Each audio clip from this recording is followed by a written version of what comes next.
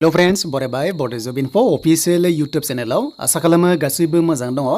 दा लोगोफोर बे भिडियोआव नोंथांमोननि जजखौसो सोंगोन कमेन्ट्स खालाम नोंथांमोननि जजआ माब्रै दङ आरो बे भिडियो नोंथांमोना नुनाय लोगो लोगो गोबां जज जागोन आसाम पुलिस केन्डिडेट्स। दा गोबांनिफ्राय नोंथांमोना भिडियो नुगासिनो दङ आसाम पुलिसाव भेकेन्सि फैगोन होननानै 4000 एबा 5000। दा लोगोफोर मोनसे सिमा मोनसे एनाउन्स खालामबाय जे मोनसे डेट होदों आरो बे डेटआ जाबाय अक्ट'बराव।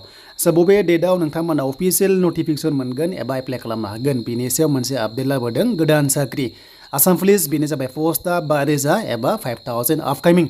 एबिउबि कनस्टेबलआ दंखायो बेनिफ्राय कमान्ड' दंना गैया बेनि सायाव 7 अक्ट'बराव मिथिजोबसिगोन एन्ड बेनिफ्राय एसआइ लेभेलाव पस्टार दङ।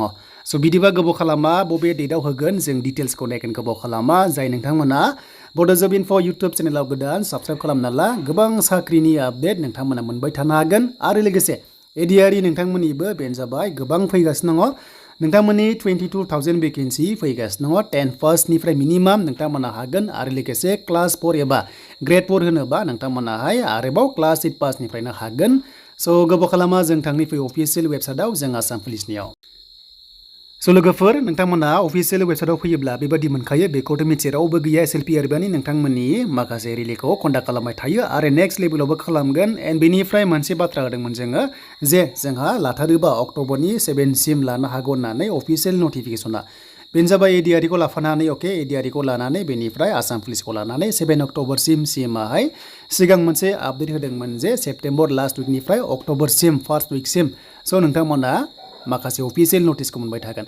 स' बिनिफ्राय दायो नोंथांमोननियाव थाबाय प्रेक्टिस थ' नोंथांमोननि प्रेक्टिसा जेसेबांनो मोजां जादों स' नोंथांमोना एसेबांनो एक्सेलेन्ट थांगोन आरो साख्रि मोनगोन। दानियाथ' काटअफआ हमना ला 14नि गेजेराव फिजिकेलाव हमना ला 32 प्लास थांखायो बेखायनो नोंथांमोना मोजां जाहाथे गोसो होयो आरो एक्सेलेन्ट नोंथांमोना लं जाम्पआव एक्सेलेन्ट 20आव 20 लानांगोन आरो स' रानिंआव नोंथांमोना गैयाबाबो नोंथांमोना 13खौ टारगेट खालाम अब्ला स' नोंथांमोना 33 मोनोबा अब्ला स' नोंथांमोना सेफ जोनाव थानायनि चान्सआ दङ।